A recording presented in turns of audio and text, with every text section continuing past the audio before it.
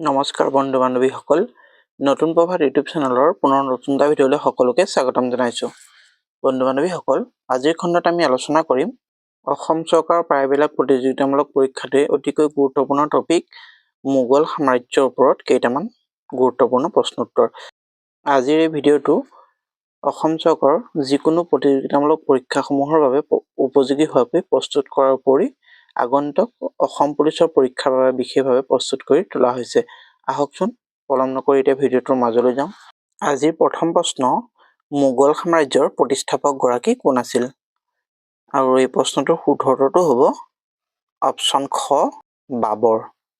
আজিৰ দ্বিতীয় প্ৰশ্ন, বাবৰৰ যুদ্ধ কৌশলৰ নাম কি আছিল? আৰু এই প্ৰশ্নটোৰ শুদ্ধটো হ'ব অপশ্যন ক, তুলঘুমা পদ্ধতি।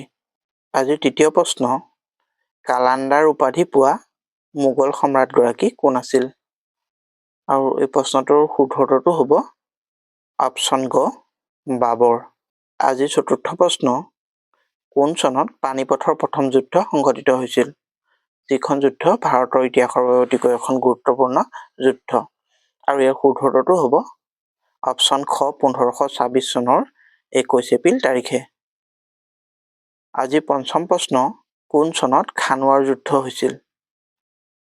আৰু এই প্ৰশ্নটোৰ শুদ্ধটো হ'ব 1527 চনৰ 17 মাৰ্চ তাৰিখে।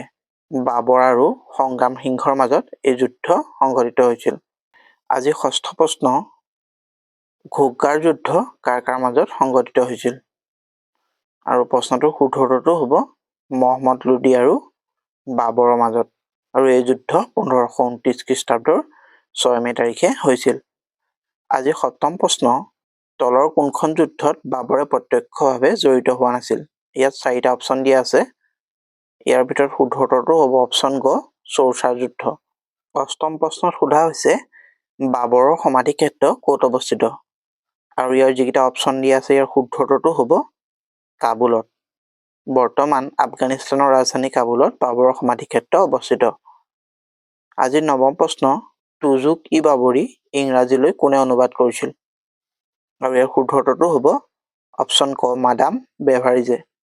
আজি দশম প্ৰশ্নত সোধা হৈছে হুমায়ুনৰ আত্মজীৱনী হুমায়ুননামা কোনে ৰচনা কৰিছিল? আৰু এই প্ৰশ্নটোৰ শুদ্ধটো হ'ব অপশ্যন খ, গুলবদন বেগম। গুলবদন বেগম আছিল হুমায়ুনৰ ভগ্নী।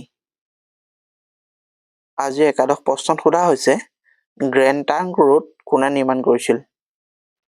আৰু এই প্ৰশ্নটোৰ শুদ্ধটো হ'ব অপশ্যন গ, শ্বেৰশ্বাহ ছুৰীয়ে। আজি দ্বাদশ প্ৰশ্নত সোধা হৈছে 1556 চনৰ 5 নৱেম্বৰত পানিপথৰ দ্বিতীয় যুদ্ধ কাৰ কাৰ মাজত সংঘটিত হৈছিল? আৰু এই প্ৰশ্নটোৰ শুদ্ধটো হ'ব হিমু আৰু আকবৰৰ মাজত। আৰু এই যুদ্ধত আকবৰে জয়লাভ কৰিবলৈ সক্ষম হৈছিল।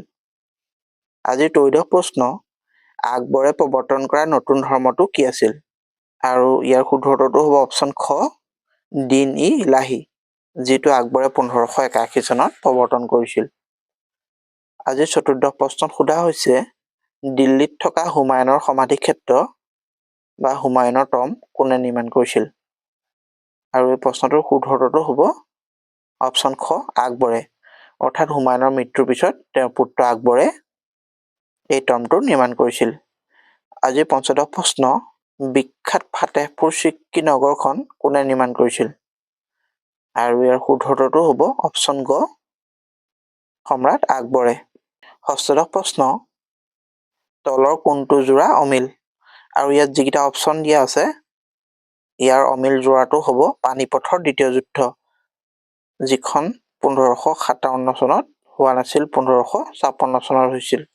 সপ্তদশ প্ৰশ্নত সোধা হৈছে যে কোনখন যুদ্ধত জয়লাভৰ পিছত শ্বেৰ খানে শ্বেৰশ্বাহ উপাধি গ্ৰহণ কৰিছিল? আৰু এই প্ৰশ্নটোৰ শুদ্ধটো হ'ব অপশ্যন ক, চৌচাৰ যুদ্ধ, যিখন 1538 চনত সংঘটিত হৈছিল। আৰু ইয়াত মোগল সম্ৰাট হুমায়ুন পৰাজিত হৈছিল। অষ্টাদশ প্ৰশ্ন, কোনখন যুদ্ধত হুমায়ুন পৰাজিত হৈ দিল্লী ত্যাগ কৰিব লগা হৈছিল? আৰু এই প্ৰশ্নটোৰ শুদ্ধটো হ'ব অপশ্যন গ, 1540 চনৰ বিলগ্ৰামৰ যুদ্ধ, যিখন যুদ্ধত পৰাজয়ৰ পিছতেই হুমায়ুনে ৰাজধানী দিল্লী ত্যাগ কৰি পলাই যাবলগীয়া হৈছিল। আজিৰ ঊনবিংশ প্ৰশ্নটো হ'ল দেৱান-ই-বাৰীত শ্বেৰশ্বাহৰ সামৰিক বাহিনীৰ কোনটো বিভাগৰ মুৰব্বী আছিল? আৰু এই প্ৰশ্নটোৰ শুদ্ধটো হ'ব অপশ্যন খ, চোৰাংচোৱা বিভাগৰ এজন মুৰব্বী। আজিৰ 20 সংখ্যক প্ৰশ্ন, চাচাৰামৰ সমাধি কোনে নিৰ্মাণ কৰিছিল? আৰু ইয়াৰ শুদ্ধটো হ'ব অপশ্যন খ, শ্বেৰশ্বাহে। আজিৰ 21 সংখ্যক প্ৰশ্ন, পদ্মাৱত কাব্য কোনে ৰচনা কৰিছিল? আৰু এই প্ৰশ্নটোৰ শুদ্ধটো হ'ব অপশ্যন খ, মালিক মহম্মদ জয়সীয়ে। আজি 22 সংখ্যক প্ৰশ্নত সোধা হৈছে, ডাক প্ৰথা কোনজন শাসকে প্ৰৱৰ্তন কৰিছিল? আৰু ইয়াৰ শুদ্ধটো হ'ব অপশ্যন ক, শ্বেৰশ্বাহ ছুৰীয়ে। আজিৰ 23 সংখ্যক প্ৰশ্ন, চিৰহিন্দৰ যুদ্ধ 1555 চনত যিখন যুদ্ধ সংঘটিত হৈছিল কাৰ কাৰ মাজত হৈছিল? আৰু এই প্ৰশ্নটোৰ শুদ্ধটো হ'ব অপশ্যন খ, হুমায়ুন আৰু চিকন্দৰ শ্বাহৰ মাজত। আৰু এই যুদ্ধত হুমায়ুন জয়লাভ কৰিবলৈ সক্ষম হৈছিল। আজি 24 সংখ্যক প্ৰশ্ন, বাল্যকালত আকবৰৰ অভিভাৱকত্বৰ দায়িত্ব কোনে গ্ৰহণ কৰিছিল? আৰু ইয়াত যিকেইটা অপশ্যন দিয়া আছে ইয়াৰ শুদ্ধটো হ'ব অপশ্যন খ, বৈৰাম খাই। প্ৰশ্ন নং 25, কোনজন হিন্দু শাসকে কম দিনৰ বাবে হ'লেও মধ্যযুগৰ সময়ছোৱাত দিল্লী শাসক হ'বলৈ সক্ষম হৈছিল? আৰু ইয়াৰ শুদ্ধটো হ'ব অপশ্যন গ, হিমু। হিমু আছিল এগৰাকী বাহমনৰ সন্তান। আজি 26 সংখ্যক প্ৰশ্ন, আকবৰৰ মাতৃৰ নাম কি আছিল? আৰু ইয়াত যিকেইটা অপশ্যন দিয়া আছে ইয়াৰ শুদ্ধটো হ'ব অপশ্যন ঘ, হামিদা বানু বেগম। প্ৰশ্ন নং 27, হলদিঘাটৰ যুদ্ধ কাৰ কাৰ মাজত হৈছিল? আৰু এই প্ৰশ্নটোৰ শুদ্ধটো হ'ব অপশ্যন ক, ৰাণা প্ৰতাপ সিংহ আৰু মহামতি আকবৰৰ মাজত। আজি 28 সংখ্যক প্ৰশ্ন, চান বিবি কোন ৰাজ্যৰ এগৰাকী অভিভাৱকত্বৰ শাসক আছিল? আৰু এই প্ৰশ্নটোৰ শুদ্ধটো হ'ব অপশ্যন খ, দাক্ষিণাত্যৰ আহমদনগৰ ৰাজ্যৰ এগৰাকী অভিভাৱকৰূপী শাসক আছিল। প্ৰশ্ন নং 29, আকবৰে নিৰ্মাণ কৰা ইবাদত খানা অৰ্থটো কি? অৰ্থাৎ ইবাদত খানানো কি আছিল? আৰু এই প্ৰশ্নটোৰ শুদ্ধটো হ'ব অপশ্যন খ, ইবাদত খানা আছিল এটা প্ৰাৰ্থনা গৃহ। আজিৰ প্ৰশ্ন নং 30ত সোধা হৈছে, 1564 খ্ৰীষ্টাব্দত কোনজন মোগল শাসকে জিজিয়া কৰৰ বিলুপ্তি সাধন কৰিছিল? আৰু ইয়াৰ শুদ্ধটো হ'ব অপশ্যন গ, আকবৰে। বন্ধু বান্ধৱীসকল, নতুন প্ৰভাত ইউটিউব চেনেলৰ এই ভিডিঅ'টো চাই আপোনালোক উপকৃত হ'লে অনুগ্ৰহ কৰি ভিডিঅ'টো এটা লাইক কৰি দিব। লগতে আপোনালোকৰ লগৰ বন্ধু বান্ধৱীক ভিডিঅ'টো শ্বেয়াৰ কৰি চেনেলটো আগবঢ়াই নিয়াত সহায় কৰিব। আৰু যদি আপোনালোকে প্ৰথমবাৰৰ বাবে নতুন প্ৰভাত চেনেলটো চাই আছে তেনেহ'লে অনুগ্ৰহ কৰি চেনেলটো ছাবস্ক্ৰাইব কৰি দিবলৈ নাপাহৰিব। আজিৰ পৰৱৰ্তী প্ৰশ্নটো হ'ল, মতাখাবাত-ই তাৰিখী গ্ৰন্থখন কোনে লিখিছিল? আৰু ইয়াৰ শুদ্ধটো হ'ব অপশ্যন ঘ, আব্দুল কাদিৰ বাদাউনিয়ে। আজি 32 সংখ্যক প্ৰশ্নত সোধা হৈছে, আকবৰৰ সমসাময়িক ইংলেণ্ডৰ ৰাণীগৰাকী কোন আছিল? আৰু এই প্ৰশ্নটোৰ শুদ্ধটো হ'ব অপশ্যন ঘ, ৰাণী এলিজাবেথ প্ৰথম। আজি 33 সংখ্যক প্ৰশ্ন, আবুল ফজলক কোনে হত্যা কৰিছিল? আৰু এই প্ৰশ্নটোৰ শুদ্ধটো হ'ব অপশ্যন ক, বীৰ সিং বুন্দেলা। আবুল ফজল আছিল আকবৰৰ এজন প্ৰসিদ্ধ বন্ধু আৰু সেই সময়ৰ এজন প্ৰখ্যাত ইতিহাসবিদ। আজি পৰৱৰ্তী প্ৰশ্নত সোধা হৈছে, ন্যায় বিচাৰৰ শিকলি কোনজন মোগল সম্ৰাটে স্থাপন কৰিছিল? আৰু এই প্ৰশ্নটোৰ শুদ্ধটো হ'ব অপশ্যন খ, সম্ৰাট জাহাংগীৰে। অৰ্থাৎ এই শিকলিডালৰ যোগেদি কোনোবা ভোকাতুৰ বা দৰিদ্ৰ ব্যক্তিয়ে যিকোনো তেওঁলোকৰ অভিযোগসমূহ সম্ৰাটক পোনপটীয়াকৈ উত্থাপন কৰিব পাৰিছিল।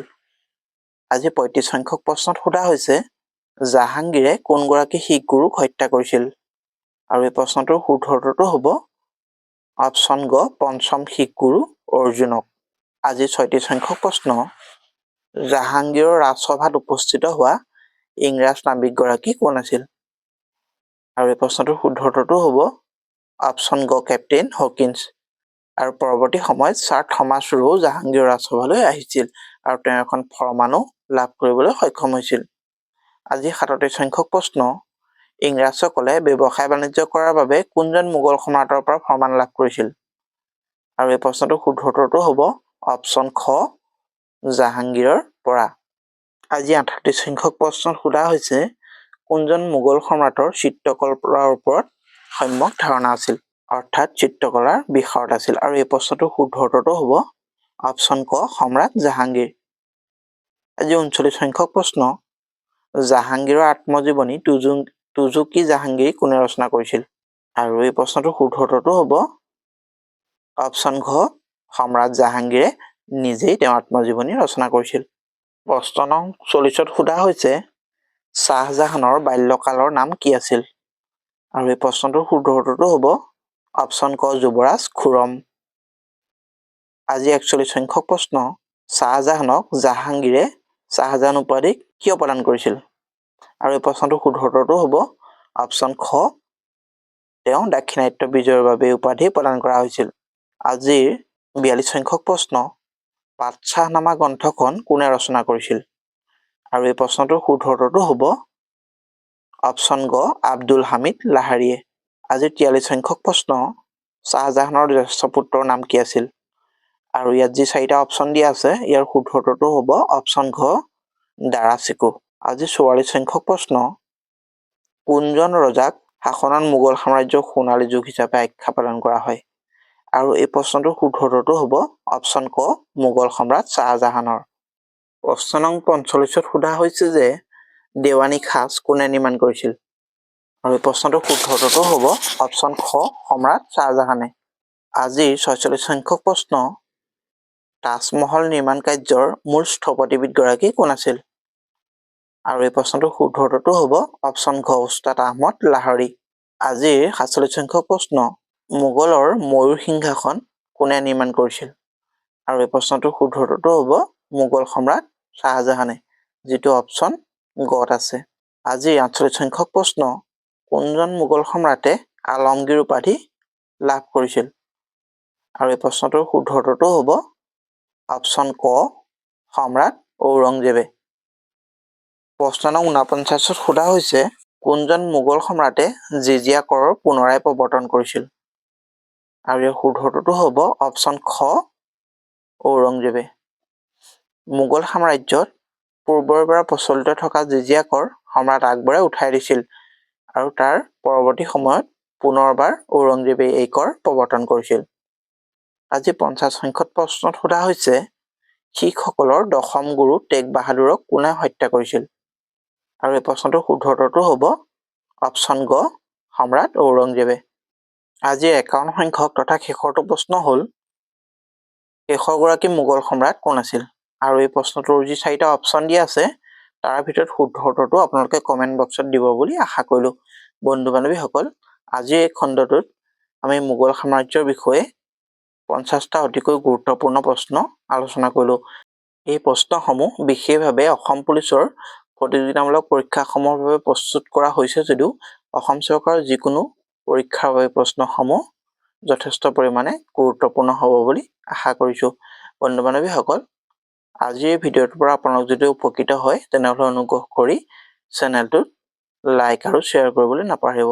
লগতে আজি প্ৰশ্নসমূহ কেনেকুৱা হ'ল সেই সম্পৰ্কেও আপোনালোকে কমেণ্ট বক্সত আগবঢ়াব। আৰু যিসকলে নতুন প্ৰভাত চেনেলটো ভিজিট কৰি আছে তেনেহ'লে তেওঁলোকে চেনেলটো ছাবস্ক্ৰাইব কৰি থ'ব। আজিলৈ ইমানেই, ধন্যবাদ।